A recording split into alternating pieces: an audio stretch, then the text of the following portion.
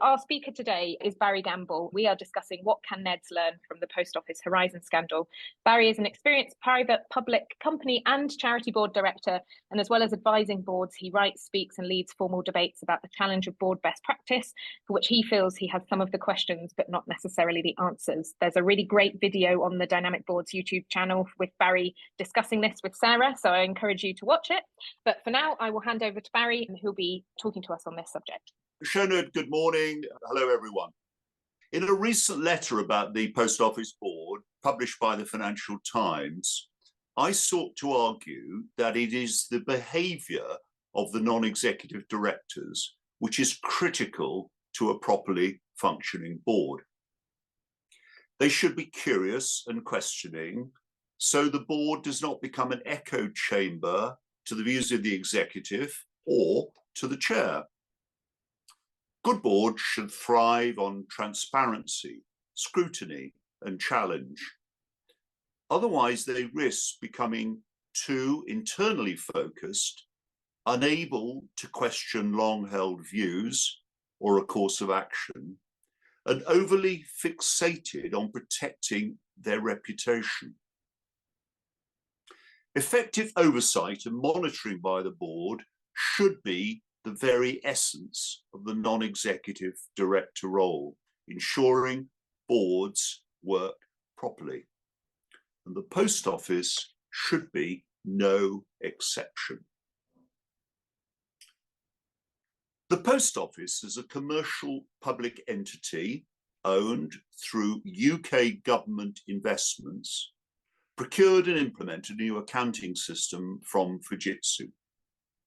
And under the Post Office's own statutory powers, several hundred individual postmasters were prosecuted for theft and fraud after accounting irregularities appeared.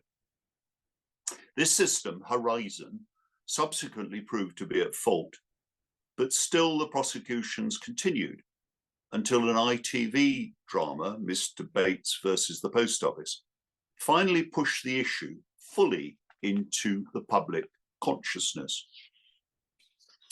We're left wondering who knew what and when. How did the governance fail on the Post Office board and more widely?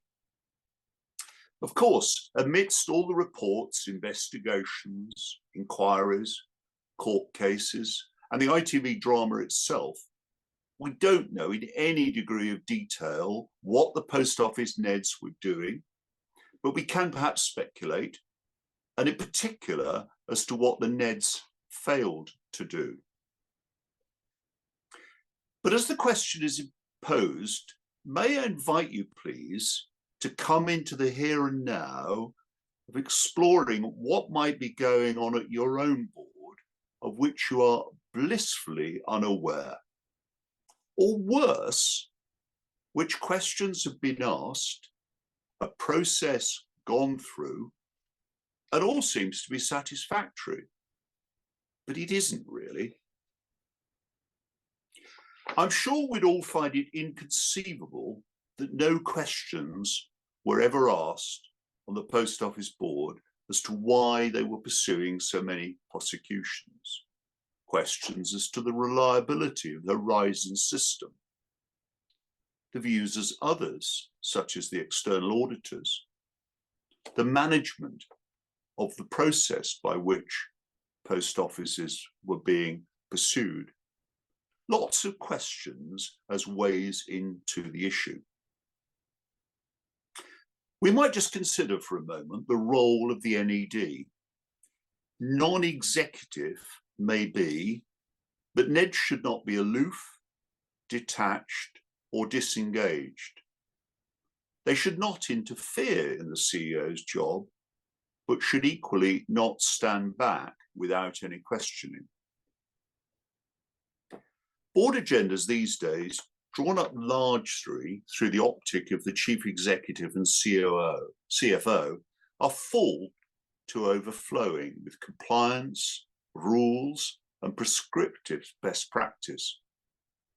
Boards and individuals have limited bandwidth and energy, so it is vital that space and time is allowed facilitated by good chairing, to consider what is not on the agenda, but which could be a risk or develop into a material risk.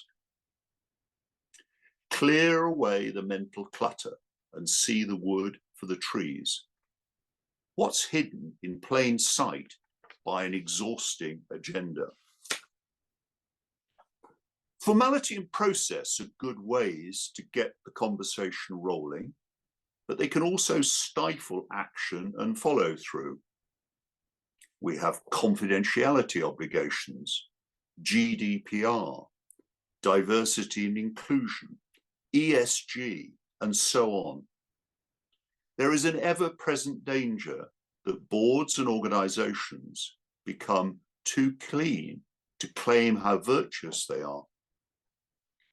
In this respect, the Post Office trumpeted its many governance credentials, but it is apparent that for many years, the much revered emperor, whose clothes were praised from afar, wasn't wearing a stitch. Even formal board reviews and myriad policies may serve to distract from the real issues. Too often boards confuse this enthusiasm for compliance with ethics. Some boards would observe that rules and laws are a matter of power, not ethics. Spending time ticking boxes rather than focusing on culture may miss the elephant in the room. Good NEDs stay focused on the big picture, but know when to go into the weeds of the business. They question the data and information. They know that bad news may take a long time to reach the board and may even be suppressed, particularly if the bearer of the news is admonished and messengers are regularly shot. But for most of the time, non-executives listen intently before framing questions on which arguments often turn. They use language to broaden rather than prescribe discussion so as to encourage the right conversations. They ensure quieter voices are heard and left field is not ignored. So how in touch are you on your board? Do you really understand the business model, the risk and control frameworks, the data and information flows? Do you as a NED really know about the concerns of employees, customers, suppliers, partners, shareholders? How good is communication within and without the organization? If it was a large organization, do you operate a helpline where someone answers the telephone within a reasonable time, or just have a website process and/or with the dreaded AI-driven chat? Without proper feedback mechanisms right through the organization and some direct connection, rather than relying on sanitized board reports, you as a NED may just never know what is being done or not done in your name. Little things may provide some big clues to wider cultural failings, which with the right combination of circumstances could let the organization down. For the would-be whistleblower, indeed if that is the right term, even developing the narrative to become part of the board's attention bandwidth can be a massive challenge. If as a NED, you pose questions about an issue, but you remain troubled, what do? Do you continue to ask questions? You may subsequently be seen or not as the unsung hero, but such a course of action runs the risk of being labeled a troublemaker or no longer a team player. You could resign, but you will usually not have control of the narrative in any subsequent statements put out by the board. And if your model is to be a serial NED, you may be troubled, by having to give up fees or run the risk of being a problematic hire for other boards. Executives can get hooked on pliant non-executive directors. Equally, if you stick around doggedly probing, such action seldom breaks cover into the public domain because of confidentiality and collective board responsibility.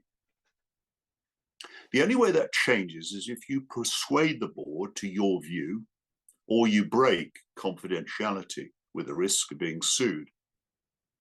And you do this because you consider things are being allowed to happen which are legally or morally wrong. This is not just about the post office. Governance blow-ups are all too common. How did the VW board preside over a huge emissions scandal? Why did it take years for Barclays Bank to part company with its chief executive? How did the BBC board follow up on the now infamous Princess Diana interview arranged by Martin Bashir? What is it about departing chief executives at BP in recent times, variously dismissed through a mixture of cultural failings and lack of disclosure as to conflicts of interest? These are all large organizations with big issues which did eventually get tackled. But what might be going on unaddressed elsewhere and on the board on which you sit? What can you as an NED learn from the Post Office Horizon scandal is the question we're posing today. Thank you. Thank you, Barry, for spending the time in composing that and posing the questions for the community group today. Today, we're going to reflect on your own NED experience and views, and Barry's request as comes through what he said today is that we focus on reflecting the learnings on our own practice as a NED and our contributions to boards, and avoid spending too long critiquing and questioning what actually happened, because we will never know, and we will sit and ponder that and spiral down into thoughts about what we think we could have done better or what we think they should have done better. And that's not where we want to focus the discussion today. We're going to be looking forwards and looking inwards to ensure that we're reflecting this on our own practice. So we have two questions that we're going to be posing today. One, how do you gain confidence that the organisation that you are on the board of does not have its own Horizon scandal brewing?